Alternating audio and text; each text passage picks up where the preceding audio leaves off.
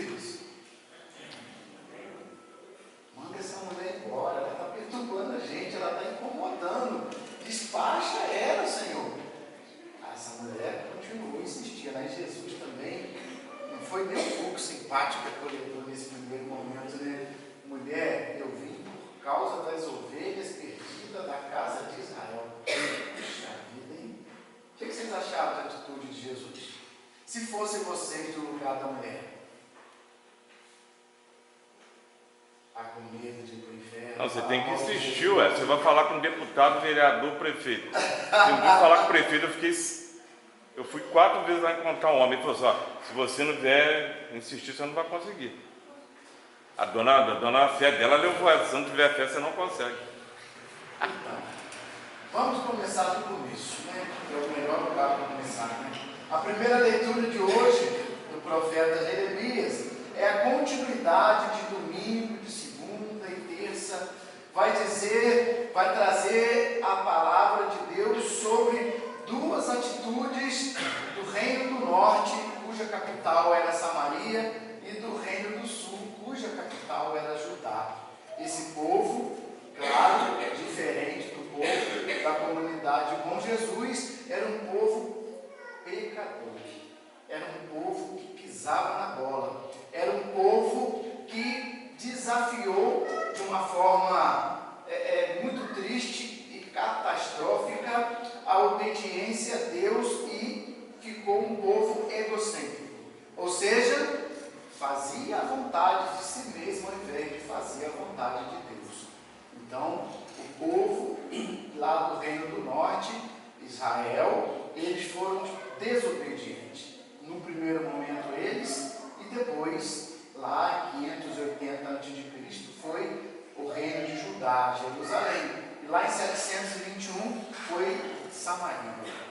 E, gente, todas as vezes que a gente peca, que a gente solta a mão de Deus, a gente rompe a comunhão com Deus, a aliança com Deus, o que vocês acham que acontece? Eu vou dar um exemplo aqui, para ilustrar esse momento, um exemplo figurativo. Vamos imaginar Deus, né, um pai zeloso, um pai amoroso, um pai que ama, que protege e está disposto, tem a disponibilidade 24 horas por dia para acompanhar seu filho. Então, nós estamos numa caminhada, num trecho, numa estrada. E nessa estrada tem buraco, tem espinho, tem pedra, tem bicho feroz, tem bicho peçonhento, tem tudo aquilo que é capaz de trazer sofrimento e tristeza para essa criança que está segurando na mão do pai. Quem é esse pai? Deus, né? Jesus. E quem é essa criança? Todos nós, né? Então, essa criança, né, numa atitude de vaidade, de arrogância, de prepotência, de autossuficiência, se acha capaz de soltar a mão do pai para caminhar sozinho. E aí, esse Deus que não obriga, que não impõe, que não amarra, ele está segurando a mão do seu filho, mas o filho não está obrigado na sua mão. O filho tem o livre-arbítrio, apesar do pai insistir em ficar segurando a mão do seu filho. E aqui, mais uma vez eu digo, podemos entender como uma aliança, como uma comunhão, e não que o pai segura a mão do filho de uma forma obrigada e proíbe o filho de soltar a mão. O contexto não é esse. Essa proteção de Deus, ela é voluntária. Deus quer segurar a mão dessa criança, mas a criança tem hora que quer largar. Soltou a mão de Deus, não passou muito tempo, tropeçou, caiu, se machucou, pisou no buraco, torceu o pé, pisou num espinho, machucou. E aí a criança, quando está machucada, qual é a primeira atitude dela? Corre para o colo do pai e da mãe. Só que volta machucado. E aí o pai que ama, ele acolhe, claro, porque ele não queria que o filho passasse por aquilo. Ele não queria ver o seu filho sofrendo, o seu filho machucado. Não foi vontade dele. Não foi Deus que correu atrás numa atitude de zanga, de raiva e empurrou a criança. Ah, é? Você não quer segurar na minha mão, não? Então tá bom, você vai ver só o que vai te acontecer. E empurra a criança. Ou fica torcendo para a criança cair e ele, pai, provar que ele é o certo, que ele é a verdade.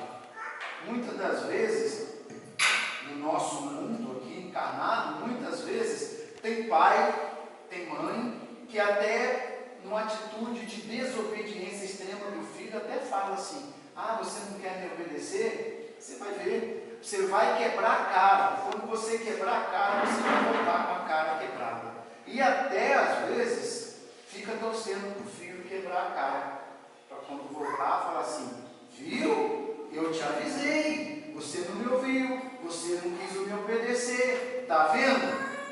Mas Deus não age assim, porque Deus é puro amor, por excelência. O amor de Deus não impõe condição para amar o filho e para socorrer o filho, para proteger o filho. Quando esse filho volta machucado para o pai acolhe com todo amor, com o coração partido, triste, por quê? A dor do filho reflete no pai. Quem aqui não sofre a dor do seu filho? E olha que nós somos humanos. A nossa capacidade de amar é limitada. A nossa capacidade de querer e proteger, de fazer o bem, é limitada. Quando o nosso filho erra na vida, quando o nosso filho pisa no espinho, se machuca, é atacado, mordido por um bicho peçonhento que lhe causa dor, sofrimento e que coloca a sua vida em risco, essa dor reflete diretamente no coração do pai e da mãe. Isso é fato. Todo pai sofre até mais a dor do filho do que o próprio filho, porque todo pai quer o melhor do seu filho.